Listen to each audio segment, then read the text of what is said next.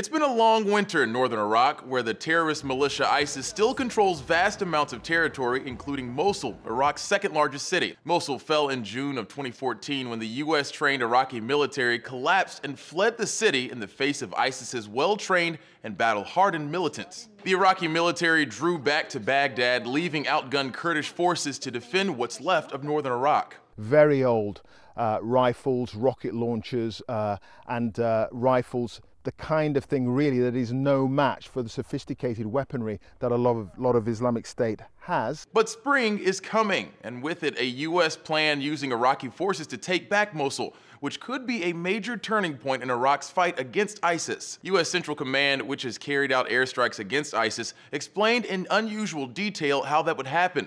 The plan would combine an attack by about 20,000 Iraqis from the south with the northern force of a few thousand Kurdish fighters to overwhelm the estimated 1,000 to 2,000 ISIS fighters in the city. It sounds like a solid idea, but isn't the general idea to surprise the enemy? Well, usually, but U.S. Central Command might be playing a deeper game, leaking the information to either intimidate the defenders of Mosul or give hope to the citizens still in the city. This might be psychological operations that you're trying to, unsettle your enemy, also give civilians time to leave the area.